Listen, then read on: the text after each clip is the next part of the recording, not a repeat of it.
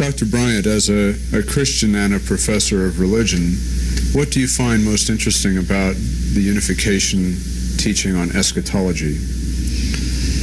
Well, I think that picks up some themes that we've already mentioned in terms of the doctrine of history, providence and history. And what I very much like about the Unification teaching on eschatology is the vision that is inherent in that eschatology. It's a very hopeful vision. It's a vision that recognizes the tremendous difficulties that we find ourselves in the world at this present moment. The conflicts that everywhere characterize our lives and characterize societies around the world. And yet, in the midst of those difficulties, the Unification vision suggests there is a unique opportunity, an opportunity to, say, reverse this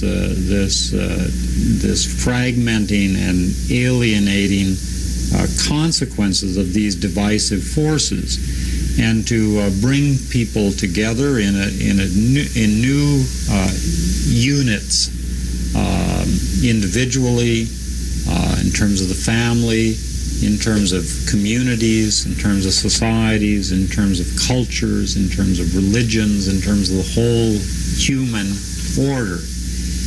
And that's an extremely important vision, I feel, for our times. At the conclusion of our earlier discussion, we were left face to face with the year 2000 as a way of indicating a sense of a future that lies ahead of us, and that we're moving towards, and that relates very much to the notion we have in the Unification Church of our coming into a new messianic age. That we find ourselves in a time of cultural transition and a moment of profound transition in the history of the human race. And I thought we might pick up on that notion and relate that to how it is within the Unification movement that the future is envisaged, and what that sense of crisis implies for our present understanding our present situation. And Unification is not unique here, but it is unique in giving it such a central importance in its own kind of doctrine that it seems to me it's only those kind of groups that open up to an eschatological future that can give some kind of clear articulation of what the crisis is. And Reverend Moon, I think, the Divine Principle, sees all kinds of crises in our culture, and one can ask questions about what is the crisis of our times, what is the relationship of this crisis to this vision of the future. I think one thing occurred to me as we're talking about this, you used the word a messianic age, a new messianic age. And there are two ways of looking at the future. I think the more secular way is to see us moving toward a future in an uninterrupted way. I think that within messianic theology, the category of the Messiah is related to the notion that we're not moving toward the future just in an uninterrupted way, but we're actually coming to a moment of crisis and conflict when, you could say it this way, the old world, the old order is passing away, it's breaking down, and a new order is coming into existence, a new age. And so the year 2000, in a sense, might be functioning here not as the last year of human existence, but at a kind of crisis time when Many things that we've taken for granted as permanent, in fact, are going to be lost. I mean, the Western-centric character of our worldview is going to have to go. We have Third World, we have the Orient. Probably there's a crisis coming in relation to technology and reliance upon technology. Certain transformations in the political order are taking place. There's a large historical social crisis that lies ahead of us, and I suppose that one might say it's in relation to these things that the Unification Church focuses its conception of the religious task. We have to face these crises. There's this expression, here are the events that we have to go up and over. And that's how I see the sense of time within the Unification world. So it's not simple dead hope, but it's hope with recognition you're going to have to go through a struggle. Well, I believe that wherever you get any sense of messianic renewal, that sense of messianic renewal is predicated upon either the intuition or the perception that things aren't right, that something has got to be changed. After all, you don't have a messianic figure who comes simply to ratify the present. The messianic figure comes because something in the present requires undoing that something else may be born. In post-biblical Jewish tradition, they even had a phrase in Hebrew, was the Chevle Leda Shel Mashiach, the birth pangs of the Messiah, that something was breaking open in order that something new would be born. And I personally feel that the something that may be bursting asunder could be a series of systemic failures in Western civilization which can have consequences which are already affecting every single human being on earth, but the full weight of the consequences are as yet unknown. And when you add all that up, and to this picture you add the year 2000, which is so obviously a new moment of beginning and ending in Christendom, then I am convinced that the messianic elements in Western religion are going to become among the strongest and the most dominant elements in the foreseeable future. I see no way out of it, nor would I, for one, hazard any kind of guess as to how these messianic elements were going to shape themselves. But this is one of the most authentic aspects of Western religion, and it is peculiarly the one which is a most appropriate response, religiously speaking, to our current condition. The religious and spiritual traditions are one of those things that haven't become wholly captive to the technological ethos of the modern age, and that it's partly within those religious traditions that we find some of the spiritual resources. I find what you're saying significant in this way, especially that as we face this historical crisis, we can say, well, we face it without the help of God, or we can say, well, we face it with the help of God. That's this whole discussion of the messianic symbol. And then the question is, well, if we face it with the help of God, how is that help going to be given? And we've already talked earlier about the fact that in Christianity there's been, over the last 3 or 4 centuries, the conviction that the saving work of Jesus comes from the human Jesus, not from the divine Jesus. And that conviction is, it seems to me, expressed very deeply within Unification Christianity, in the belief that the help that God is going to give is not going to be a miracle. It's not a magical act. It's not a magical act. But in fact, the help that God is going to give, this messianic type help, is going to come working in a very human way. Dr. Sontag, you yourself have written about, perhaps even coined the phrase, I don't know, something called the defense of God. What do you mean by that, and how does that relate to unification doctrine? Well, I'd have to say I didn't coin the phrase, because we were doing the God Conference, and someone said to me, Reverend Moon thinks you ought to take up the topic of the defense of God. And Reverend Moon once called me a stubborn mule in an interview, but I think that he himself has a great tenacity. I said he was stubborn, but I was corrected immediately by others who said, no, it's just tenacity. So I wasn't about to take up the topic and be dictated to about what we were going to talk about in the conference. But the more I thought about it, the notion of the defense of God struck a chord.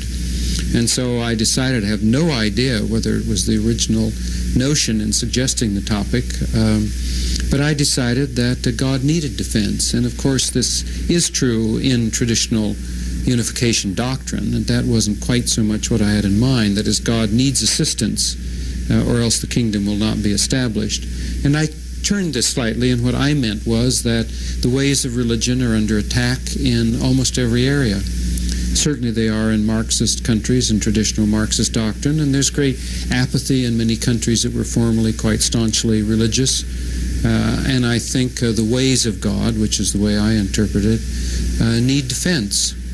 And that this was something, the history of the infighting among religions is the tragedy of the history of religions in the world, and that it might be possible, instead of fighting, what we should do is unite to preserve the divine traditions in the various countries which are under attack, and that this is a rallying cry which might bring us. But the notion that we might all unite for the defense of the divine religious tradition which each shares could itself become a kind of possibility to unite various religions.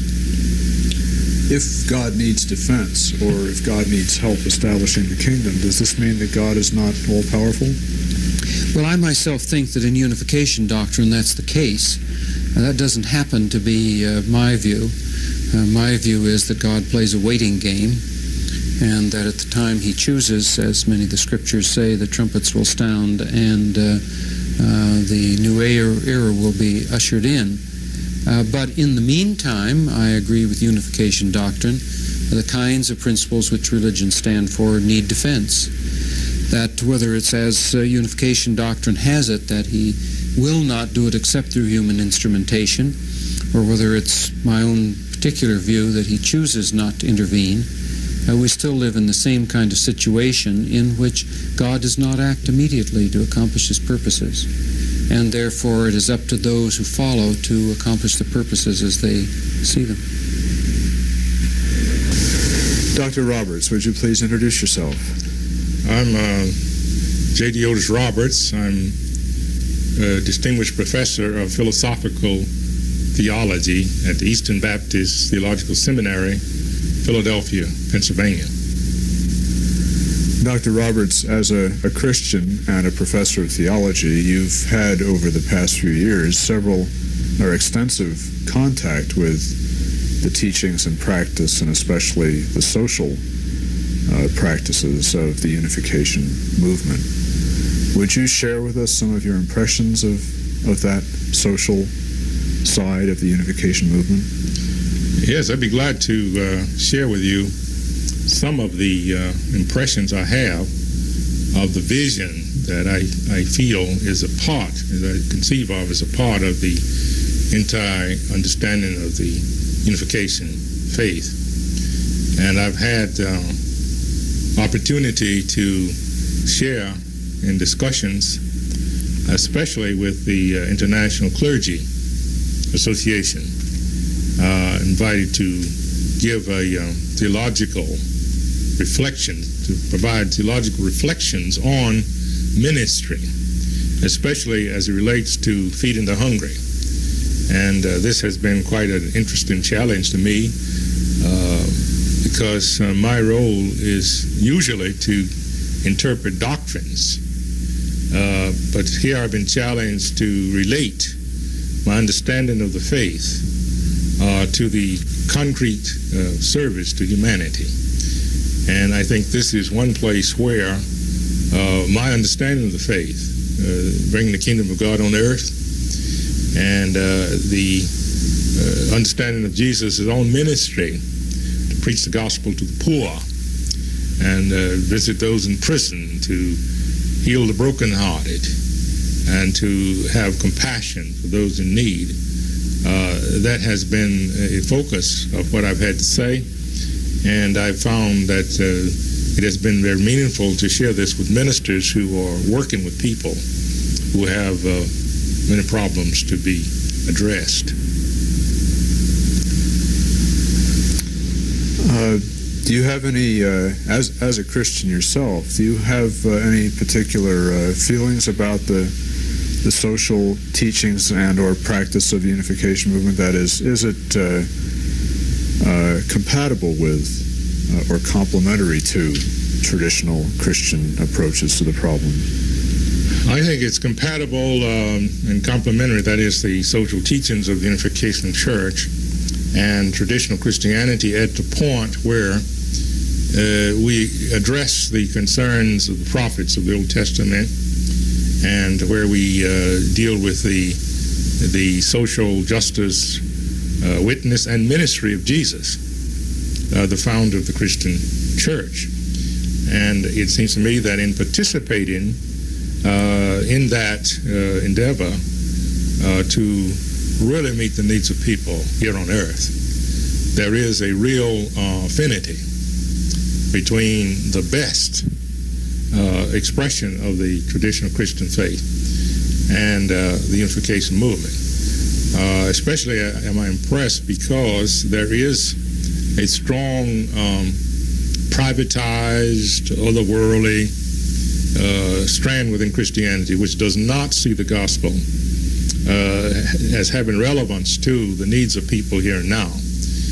But for those of us who are convinced that this is the whole gospel, that is to address the whole person, to address families, communities, and the world situation, being concerned about peace and betterment of the human family, we do see a real likeness between the witness of the church, the ministry of the church, and the theology that informs that ministry and mission, and what we have manifest in the Unification Church movement. One more question. As a Christian yourself, let me ask you this. Some Christians see unification as a threat to traditional Christianity. Do you think it's possible for a Christian minister to work together on social projects with Unification Church, and if so, perhaps in what way? I have the feeling that it is possible for a traditional Christian minister or layperson to work effectively with Unification Church on common projects where the common understanding of faith leads to cooperative action. As a matter of fact, I think that is highly recommended because the more we work together and the more we reinforce each other, the more effective I think the witness of all the religious movements will be in the transformation of the social order, and that would be, of course, to the benefit of all of us. Is there anything else you'd like to talk about?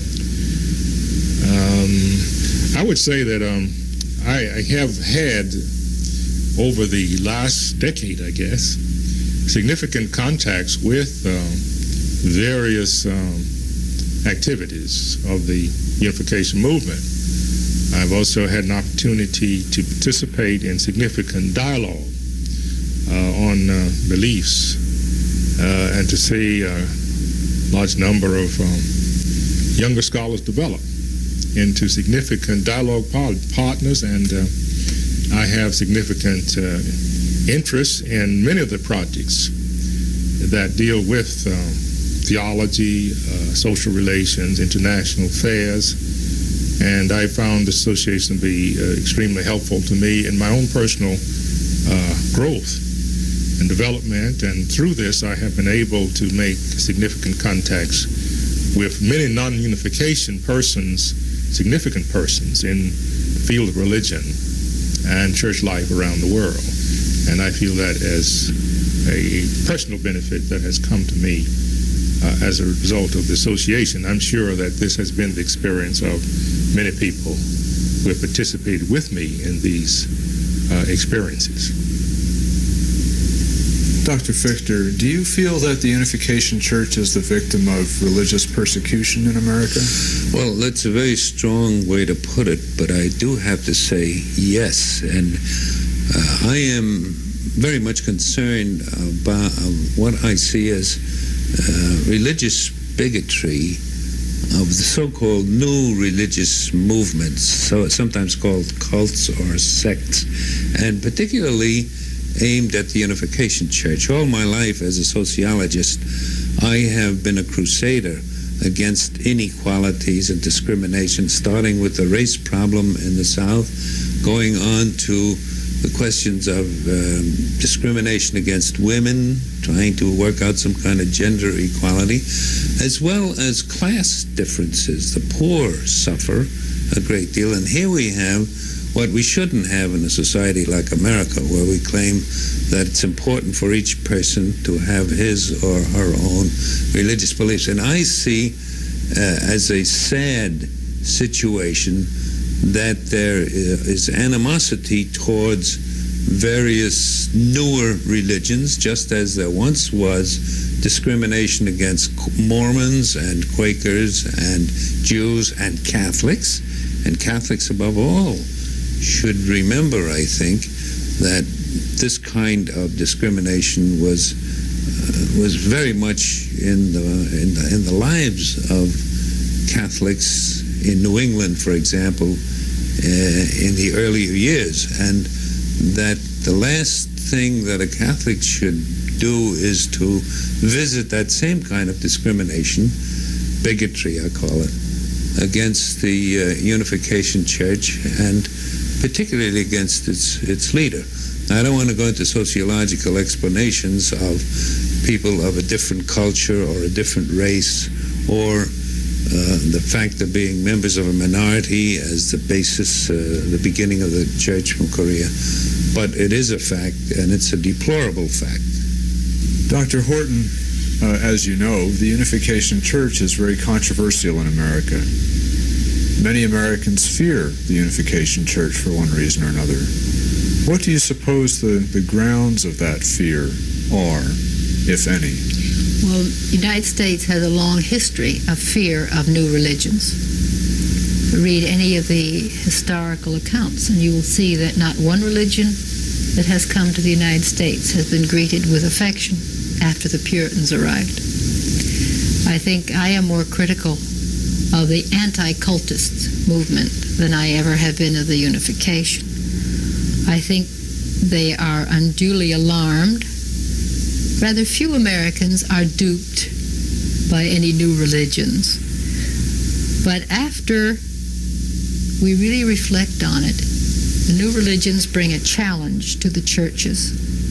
And as I have observed, the churches have been able to have new strength in pulling together in the face of this challenge, just as Catholicism was strengthened after the birth of Protestantism. Why do you suppose that some mainline traditional churches in America are, or seem to be, so antagonistic to the Unification Church? They have seen a dwindling of their own membership, and I think they are apologetic and embarrassed by the fact that many of their young people do not find satisfaction in their churches.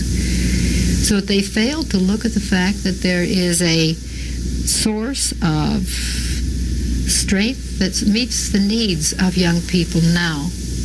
I think they fail to recognize, or maybe they do recognize, that it is among their most gifted and most challenging young people that these new religions have found a special attraction. I've also found many of these young people that I've had the great opportunity to speak with have been those who sought, after a long time, did they join Unification. This was not their first choice. This was an aridity then of the established churches that they were complaining about to a large extent. Dr. Horton, as an American who is not a member of the Unification Church yourself, do you see the Unification Church as a real threat, or do you see it making a positive contribution to the American religious scene? I see it making a very positive contribution in several ways. For one thing, when we see and observe the Unification members, they do not drink, they do not OD on drugs, and what is more, they lead other young people not to drink and not to OD on drugs. So I would like to ask, where's the complaint? Whose ox is being gored? Can I take up on something Professor Bryant said? Professor Bryant said that he found it remarkable that this religious development would come out of Korea, but I rather think that once it has happened and one can look at the fact that it has happened, it doesn't seem to me to be all that remarkable. Let me tell you why. I think Korean society is a society which has experienced a double shock. On the one hand, a triple shock actually. On the one hand, traditional Korean society was impinged upon violently by the Japanese, and Reverend Moon talks about this in the Divine Principle. It is then violently divided by the communist world, and half of Korea becomes a society which is hostile to traditional Korean values.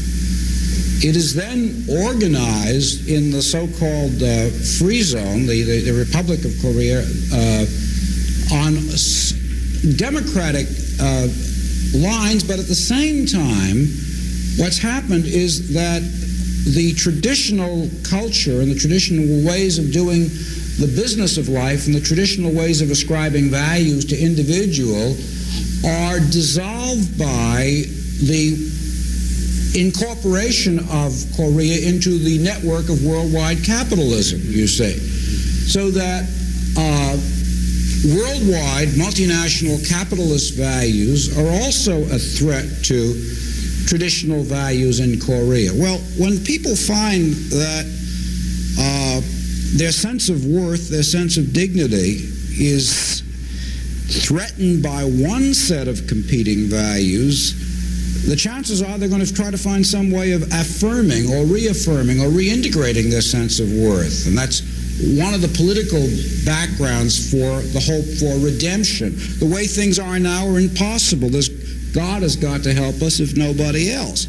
But here you have a society which has been thrice threatened by new and essentially dissolving forms of value. And it's not at all surprising to me that the response of a person who is as profoundly religious as the Reverend Moon would be to find some way to assert a value of human worth which is not dependent on any of these systems, but which is dependent on something which is of cosmic significance. Incidentally, perhaps later in the conversation we can go into this at greater length, but I think that all hopes for redemption and all hopes for a bringing about of God's kingdom involve a sense of worth which is stable and not dissolving and transient.